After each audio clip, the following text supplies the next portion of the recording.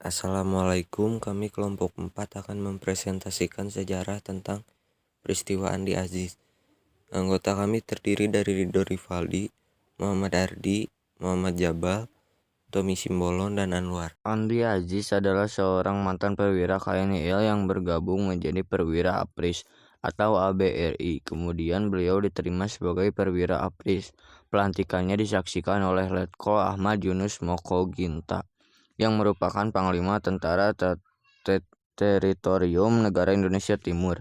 Namun kemudian beliau justru menggerakkan pasukannya dari para mantan perwira KL atau KNIL lainnya untuk menyerang markas APRIS dan menyandera sejumlah perwira APRIS, termasuk Letkol AY Mokoginta. Setelah menguasai Makassar, beliau menyatakan bahwa negara Indonesia Timur harus dipertahankan. Ia menuntut agar para perwira APRIS atau dari kalangan mantan anggota KNIL harus bertanggung jawab terhadap gangguan keamanan di wilayah Indonesia Timur yang menurutnya didatangi oleh pemerintah. Andi Aziz lahir dari keluarga keturunan Bugis di Sulawesi Selatan. Pada awal tahun 1930-an, Andi Aziz kemudian dibawa seorang pensiunan asisten residen bangsa Belanda ke Belanda. Pada tahun 1935, ia memasuki Lager School dan tamat tahun 1938. Lalu meneruskan ke Liseum sampai tahun 1944. Sebenarnya Andi Aziz sangat berhasrat untuk memasuki sekolah militer di negeri Belanda untuk menjadi seorang prajurit. Tetapi niat itu tidak terlaksana karena pecah Perang Dunia II. Kemudian Andi Aziz memasuki Koninklijke Lager dan bertugas sebagai tim pertempuran bawah tanah melawan tentara Nazi. Dari pasukan bawah tanah, kemudian Andi Aziz dipindahkan ke belakang garis pertahanan Jerman untuk melumpuhkan pertahanan Jerman dari dalam. Karena di Eropa kedudukan sekutu semakin terjepit, maka secara diam-diam Andi Aziz dengan kelompoknya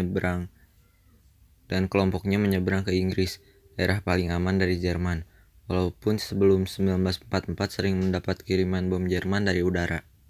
Peristiwa Andi Aziz adalah upaya pemberontakan yang dilakukan oleh Andi Aziz, seorang mantan perwira KNIL yang berusaha untuk mempertahankan keberadaan negara Indonesia Timur dan enggan kembali ke Negara Kesatuan Republik Indonesia.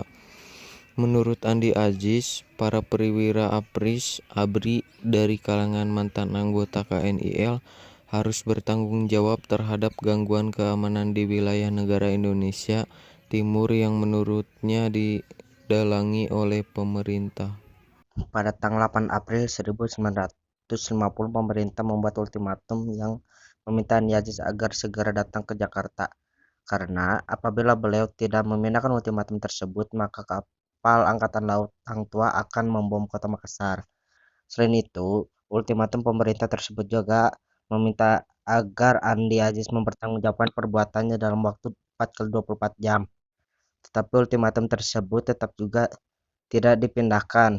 Setelah batas waktu terlewati, pemerintah mengirimkan pasukan di bawah Kolonel Alex Kawilarang.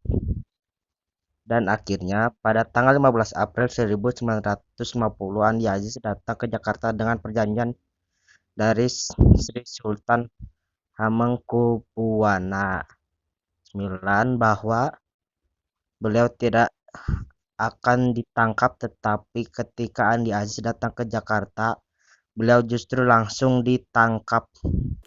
Gerakan ini diawali dengan kegiatan pasukan APRIS atau ABRI yang diganggu oleh KL atau KNIL dan kerap kali melakukan provokasi serta konflik dengan pasukan APRIS.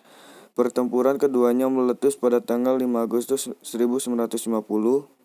Tentara KL atau KNIL berhasil ditaklukkan oleh APRIS dengan menyerahkan seluruh kekuatan pasukan dari Angkatan Darat, Laut, dan Udara. Sekian penjelasan Andi Aziz dari kelompok 4. Maaf bila ada kesalahan kata. Wassalamualaikum warahmatullahi wabarakatuh.